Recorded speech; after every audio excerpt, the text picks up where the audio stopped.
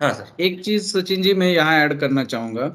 हमारे किसान भाई बहुत बार जब अपने जानवर के लिए शेड बनाना है तो वो पक्का हाउस बनाने के चक्कर में रहते हैं, यानी साइड वॉल जो है वो काफी ऊंची ऊंची करना चाहते हैं। उनके दिमाग में ये रहता है कि ठंड के दिनों में प्रोटेक्शन होना चाहिए, बारिश के दिनों में अगर हवा चली तो वो बाहर का पानी अंदर नहीं आना चाहिए।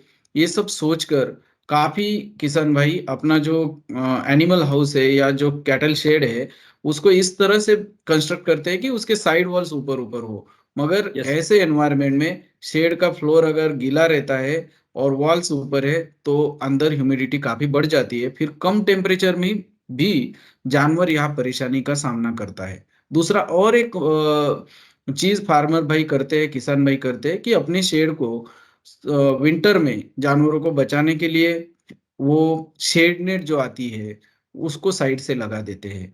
उनको लगता है कि विंटर विंटर में ठंड कम लगेगी। बट जैसे ही विंटर खत्म होता है फिर आ जाता है समर। और समर जब आता है तब गर्मी के सीजन में कुछ लोग ये सोचते हैं कि धूप ना लगे इसलिए शेड नेट साइड से जो लगी हुई है वो वैसी रखते हैं। और फिर उसकी वजह से शेड में जो खुली हवा हम कहते हैं वो जो आनी चाहिए वो ढंग से नहीं आती है।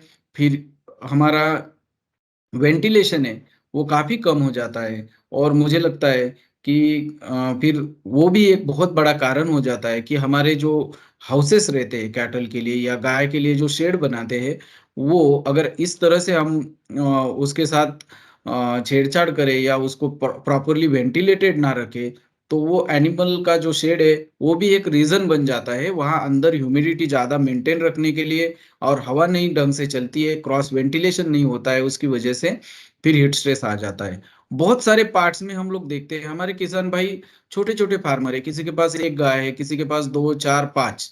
ये हमारा एवरेज फार्म साइज है पूरे इंडिया में। तो उसकी वजह से क्या हो जाता है वो अपना अपना छोटा सा हाउस बना देते हैं। फिर उनकी जो शेड के ऊपर जो शीट्स होते हैं फिर वो मेटल के होते हैं कई जगह पे, और उसका सीमेंट शीट भी लगवाते हैं।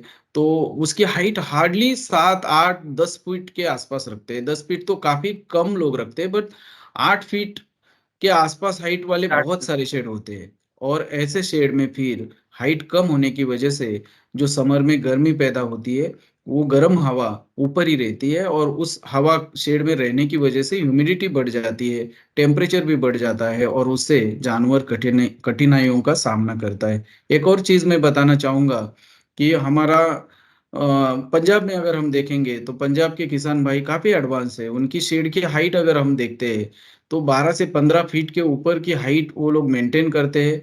कई जगह पे सेंटर की हाइट और ज्यादा रखते हैं और उसकी वजह से गर्म हवा बाहर निकल जाती है। कुछ भाई किसान भाई सीलिंग फैन लगाते हैं, उनको लगता है कि सीलिंग फैन लगाने से शेड जल्दी सूख जाएगा और जानवर को वेंटिलेशन दे पाएंगे। मगर सीलिंग फैन या नहीं, जो घर में फैन लगाते हैं वो फैन भी एक तरह से ऊपर की गर्म हवा फिर जानवर के बॉडी पे भेजता है और उसकी वजह से फिर बॉडी का टेम्परेचर हीट एक्सचेंज ढंग से नहीं कर पाता है। गर्म हवा लगने की वजह से फिर उसकी बॉडी में से जो टेम्परेचर है वो बाहर नहीं जा पाता है, हीट लॉस नहीं होती है और उसकी वजह से वो कठिनाइयों का सामना कर पाता है।